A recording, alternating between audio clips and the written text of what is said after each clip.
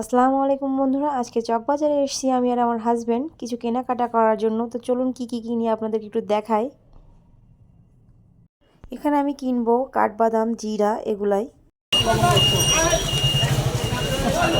ও এটা কি শুট নাকি আঙ্কেল? ওই যে সাদা ওটা কি কাজে লাগে? মশলার কাজে লাগে। জিরের দাম কমে গেছে না? আমি আগে নিয়ে গেছিলাম আপনার দোকান থেকে 550 টাকা করে, তারপরে 1000 টাকা দেখলাম আমাদের এখানে বিক্রি হচ্ছে 1000 টাকা।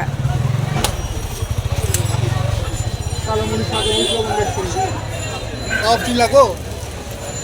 কাবাব চিনি কাবাব না, চিনি না। না না, কাবাব চিনি কত করে? 2400। 100 টাকা দেওয়া গেলে দেন আমাকে শুধুমাত্র।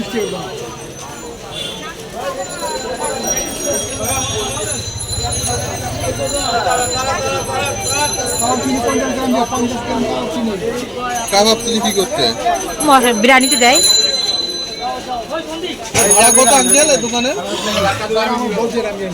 তো আমাদের মশলা কেনা হয়ে গেছে। তো আমি মাঝে মাঝে ভয় দিচ্ছি, কেননা এত পরিমাণ শব্দ হচ্ছে যে অসুবিধা হচ্ছে এজন্য। তো মশলা কেনাকাটা হয়ে গেছে, আশপাশটা আপনাদেরকে একটু ঘুরিয়ে ঘুরিয়ে দেখায়। আর কি কি মশলা কিনলাম সেটাও আপনাদেরকে আমি বাসায় নিয়ে দেখাবো। সব কিছু তো আর এখান থেকে দেখানো সম্ভব হয়নি, এজন্য বাসায় নিয়ে আপনাদেরকে দেখাবো। তার জন্য আমাদের সঙ্গে থাকবেন।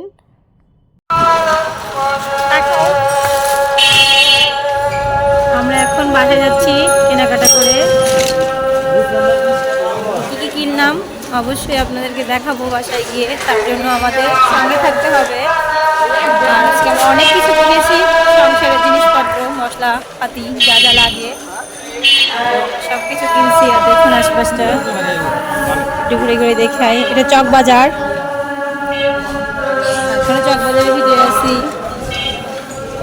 তো অবশ্যই সঙ্গে থাকবেন। তো বন্ধুরা, আজকে কি কি বা কেনাকাটা করে নিয়ে আসলাম সেটাই আপনাদের একটু দেখাবো। তো চলুন সব কিছু দেখাই কি কি নিয়ে আসলাম। তো এখানে আছে সেমাই নিয়ে এসেছিলাম, নুডলস, অনেক কিছু কিনে এনেছি আজকে। পাস্তা নিয়ে আসলাম, এগুলো গ্রিন টি আমার হাজব্যান্ডের জন্য। তো গ্রিন টি, আর কি আছে, একটা কফি নিয়ে আসছি। তো আমরা পুরা 6 মাসের বাজার একবারে করে নিয়ে আসছি মনে হয়। এটা কাঁচা বাদাম, আমি এখানে 2-3 রকমের বাদাম নিয়ে আসছি। আর কি আছে, তোমার হাজবেন্ড যখনই বাজারে যায় অনেক কিছুই কিনে নিয়ে আসে। এটা হলো ওয়েস্টার্ন সস নিয়ে এসছে, আর এটা হলো চিলি সস। তো সব কিছুই, এটা কি টমেটো সস, অনেক মশলা কিনে নিয়ে আসছি, অনেক অনেক মশলা। এটা হলো এলাচ, জয়ত্রী, কাজু বাদাম, এগুলো সবই আমার হাজবেন্ড খায়, তার জন্য নিয়ে আসা। দেখুন কত মেথি, মেথিগুলো কিনে নিয়ে এসেছে। তো এটা কেউ মিষ্টি সস বলে, আমরা মৌরি বলি, আপনারা কী নামে জানেন অবশ্যই বলবেন। মৌরি, এটা 1 কেজি কাঠবাদাম। আর কি আসছে ভিতরে, ও আর বিশেষ করে সংসারের প্রতিটা রান্নায় আমার লাগে। তো এটা হলো জিরা, তো জিরাটাও 1 কেজি নিয়ে এসেছি। আর আগে জিরার অনেক দাম ছিল, হঠাৎ করে মানে কমে গেছে, 640 টাকা নিচ্ছে আমার কাছ থেকে। এটা লং,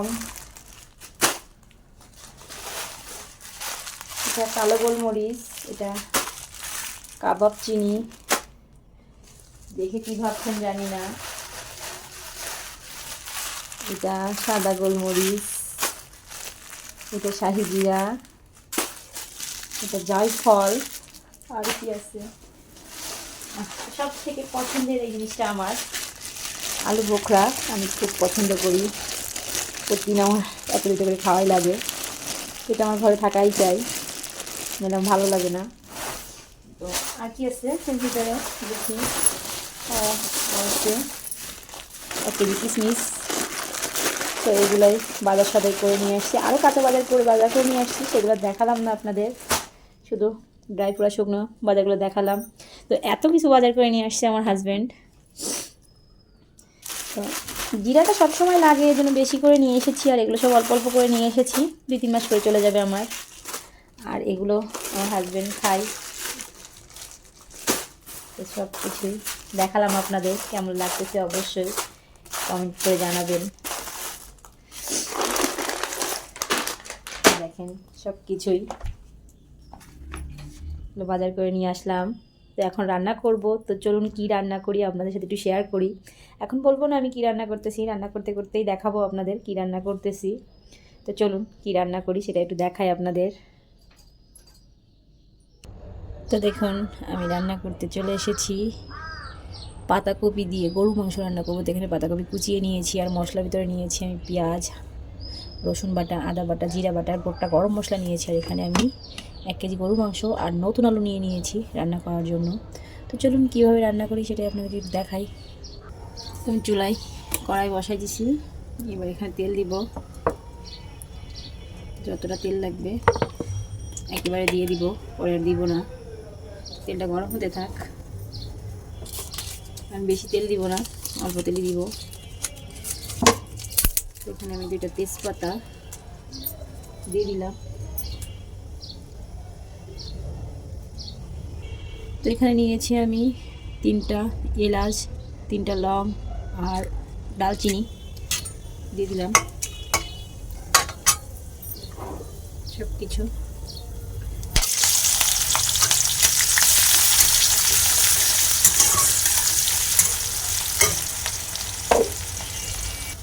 পেঁয়াজটা অনেকটা ভাজা হয়ে গেছে, এতে রসুন, আদা আর জিরা বাটা দিয়ে দিব।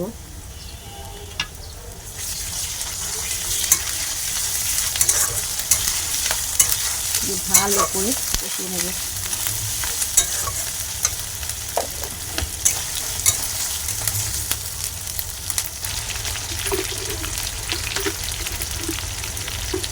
স্বাদ মতো লবণ, ধনিয়া গুঁড়া,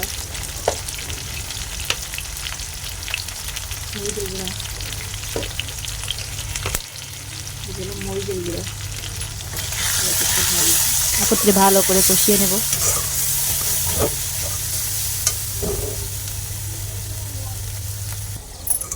সামান্য পানি দিয়ে দিলাম।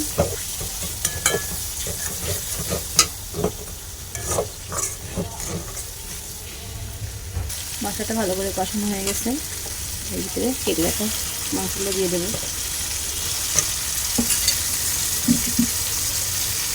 এরকম বাঁধাকপি দিয়ে গরু মাংস কিংবা খাসির মাংস, এখন আমার খাসির মাংস ভুল হয়ে গেছে, গলাটা ভুল হয়ে গেছে, খাসির মাংস দিয়ে রান্না করবো। তো কে কে খেয়েছেন অবশ্যই কমেন্ট করে জানাবেন।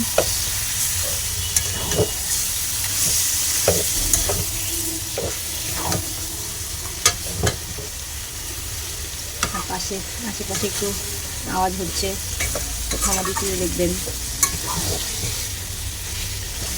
সুন্দর করে কষিয়ে নিব, একদমই ঢেকে ঢেকে বসাবো। তো এটা 10 মিনিট ঢেকে রাখবো, 10 থেকে 15 মিনিট ঢেকে রাখবো। এটা ঢাকনা দিয়ে ঢাকা থাক। ওই ঢাকনাটা তুলে ভালো করে নাড়াচাড়া করে নেব। আর কতটা সুন্দর কষানো হয়েছে দেখেন। আমি কিন্তু এর ভিতরে 2 বা 3 বার পুরনো নাড়াচাড়া করে নিয়েছি, সেটা আর দেখানো হয়নি আপনাদের। তো কতটা তেল ছেড়ে দিয়েছে। আর এরকম করে আমাদের বাঁধাকপি মানে গরু মাংস দিয়েই বেশিরভাগ খাওয়া হয় বাঁধাকপিটা। আর এখনও যারা খাননি তাদেরকে বলতেছি অবশ্যই এভাবে একবার ট্রাই করে খেয়ে দেখবেন, খুবই ভালো লাগে, দারুণ লাগে খেতে। তো এখানে আমি আলুগুলো দিয়ে দেবো এবার। মাংসটা অনেকটা সিদ্ধ হয়ে গেছে, অনেকক্ষণ ধরেই কষিয়েছি, আধা ঘন্টা ধরে কষিয়েছি, সেটা দেখায়নি আপনাদের। আর এখানে কিন্তু আমি পানি দেই নাই, তো পানি বেরিয়েছে। এই পানিটা শুকিয়ে গেলে আমি বাঁধাকপিটা দিয়ে কষিয়ে মাংসের ঝোল দিয়ে দেবো। তো সঙ্গে থাকুন, দেখেন ভালো লাগবে, আপনাদের ভালো লাগবে, খুবই ভালো লাগবে।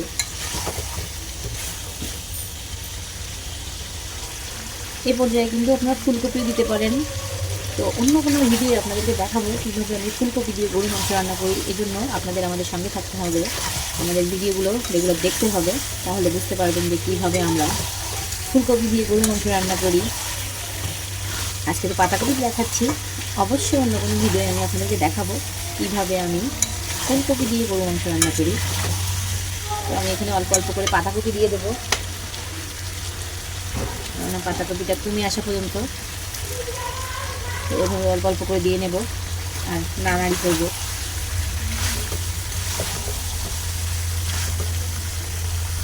অল্প করে আমার সব পাতাকপিগুলো দেওয়া হয়ে গেছে, ভালো করে কষিয়ে নেব।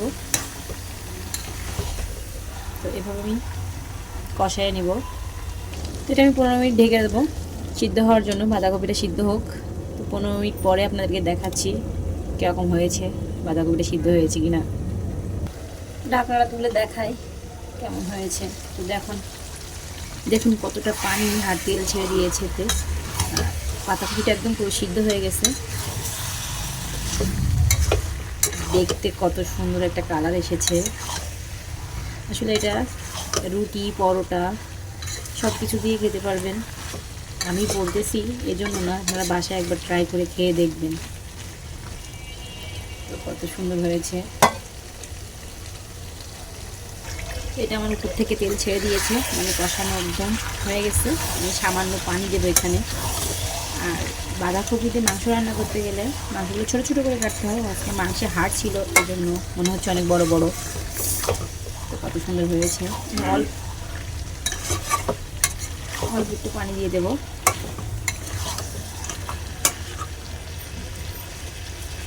আমার আলু, মাংস, বাঁধাকপি সব সিদ্ধ হয়ে গেছে। তো এরকম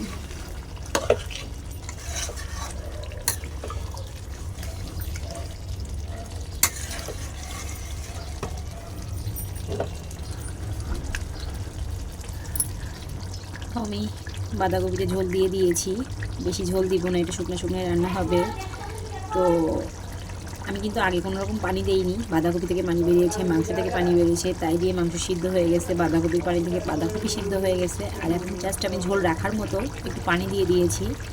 এবার নামানোর আগে আমি এখানে ভাজা জিরার গুঁড়া আর গরম মশলা বেটে দেব। এটা অবশ্যই দিতে হবে, নাইলে এই বাঁধাকপি আর মাংসের টেস্টটাই আসবে না। তো আপনারাও যদি এরকম করে খেতে চান অবশ্যই দিয়ে খাবেন, ভালো লাগবে। আর বাসায় সবাইকে চমকে দিতে পারেন এই রান্নাটা করে, ভালো লাগবে সবার। সঙ্গে থাকেন, কিভাবে কি করতেছি সঙ্গে থাকেন। আর এখনও যারা আমাদের চ্যানেলটা সাবস্ক্রাইব করেনি অবশ্যই চ্যানেলটা সাবস্ক্রাইব করে আমাদেরকে অসংখ্য অসংখ্য সাপোর্ট করুন। আর কি বলবো, আমি এখানে 8-10টা কাঁচামরিচ এভাবে ভেঙে ভেঙে দিয়ে দিব। তো আপনারা চাইলে দিতে পারেন, এটা অপশনাল। তো আমি এরকম করে দিয়ে দিলাম, দিয়ে আরও 2 মিনিট ঢেকে দিই।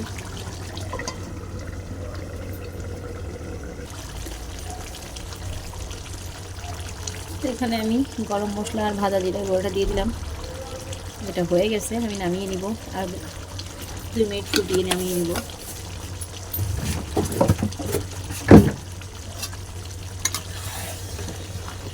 দেখুন কত সুন্দর হয়েছে দেখতে, খেতেও খুব সুন্দর হয়েছেও। আমি টেস্ট করে দেখেছি, আমার কাছে খুবই ভালো লেগেছে। তো আপনারা এরকম বাসায় বানিয়ে সবাইকে খাওয়াবেন, ভালো লাগবে। তো আমার হাজবেন্ডকে দিয়ে টেস্ট করাবো। তো ভিডিওটা বেশি বড় করবো না, এ পর্যন্তই। তো সবাই ভালো থাকবেন, সুস্থ থাকবেন। আল্লাহ হাফেজ।